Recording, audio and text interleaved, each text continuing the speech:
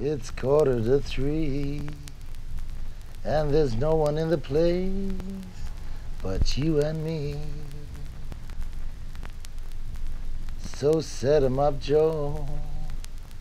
I got a little story I want you to know. People generally equate this place to the like of Harlem booze can in the 30s. Saxophone and clarinet, I want you to give a lot of love. The Reservoir Lounge is a swing club that has enabled the owners, the patrons, and the musicians to access their dreams. It's great. I mean, you look around at the walls, they seem to have a lot of history. I found out recently that in the turn of the century, this was a whorehouse, and all the Ontario parliamentarians used to come down here and do their thing, do the nasty.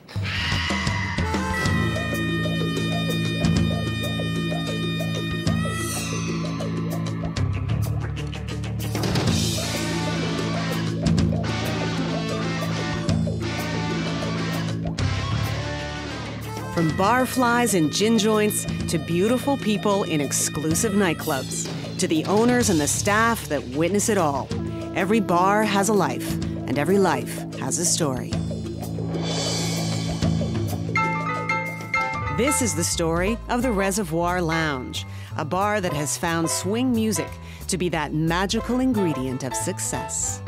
A potent cocktail of dance and romance, served up nightly in an intoxicating environment that evokes nostalgia for the past and promise for the future.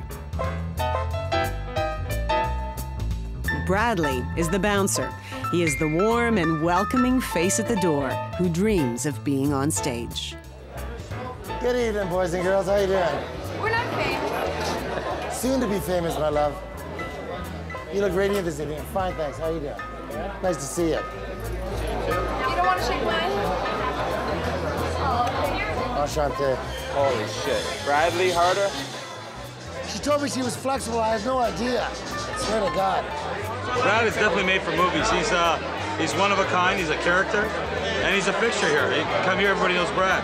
I used to work at the Silver Dollar as a bouncer years ago, and I used to crash the stage every time a blues actor coming from Chicago or Mississippi or whatever. Get on stage with Charmaine Neville or Zora Young or whoever happened to be coming through the bar at the time. I'd get on stage and I'd sing with them and play harmonica, and blossomed into a career as a stage crasher. It's all about the chicks. It's all about the chicks. I swear to God.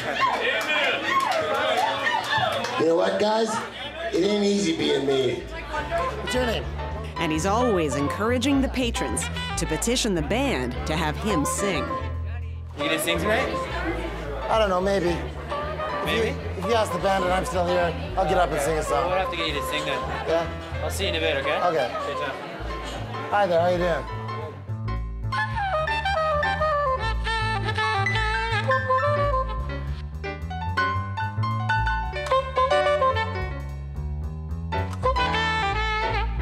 Swing was once again becoming popular.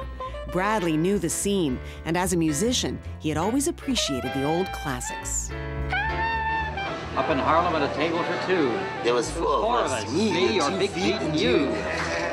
From your ankles up, man, you sure look sweet. From there down, it's just too much. Feet. Swing music has that widespread appeal, I feel, because it appeals to a large crowd. I mean, it appeals from kids from 19 to grown-ups from 9 to 90. I mean, a kid can bring his mother and father and his grandparents, or she can bring her mother and father and grandparents. They can all dig the same music, and it's great.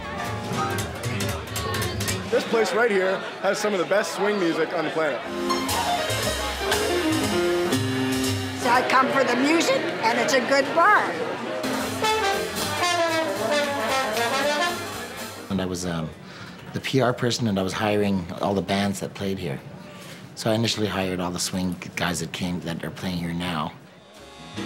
Hey, baby, man, can't you wait till Grayson's breaking? I don't care if I don't awaken. Oh, since my gal is gone. There was one night we did swing. We had an open swing jam on Tuesday nights, and I had hired Tali Yarima and a couple of his friends to come and play, and they were going to have an open jam kind of thing. for like old style swing music. I thought that was a great idea, so yeah, I hired them, and they built the Tuesday night, and that was the most successful night for a few years, the early years of the club. Thinking of starting a band and wanting to start singing more and doing more old jazz songs, and I was looking for a place. I thought, wouldn't it be great to actually have a really cool place where we could, start something new that doesn't have a reputation behind it. And we walked in here. This place was about 3 weeks old, and I came down the stairs and I just went, oh yeah. And so our dilemma here was, should we change the whole thing into a swing venue? Because if we jump on that bandwagon and it's just a trend and it flats out, what does that mean for the bar? There's guys up on stage who they're like in their 20s, and yet they look like they just stepped out of a Frank Capra movie.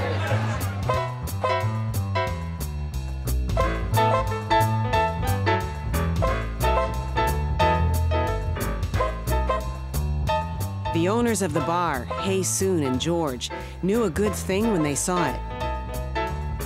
It's their greatest entrepreneurial skill. It's music for all ages and for all times. I mean, certainly it was popular in the 20s, and now it's come back, but on a different level. And what it is, it's like I said, it's just light, fun, unassuming music. And everyone can enjoy it. And for me, I'm not a musician. I don't understand music, but I know it works here in this room. And as I say, there are jazz gods in here. And if I get a band that doesn't work, it's so apparent. There's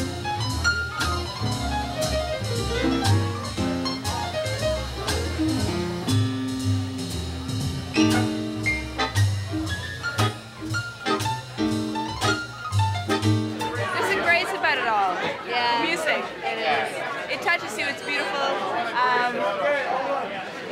It's a place where you can really feel something that we've lost.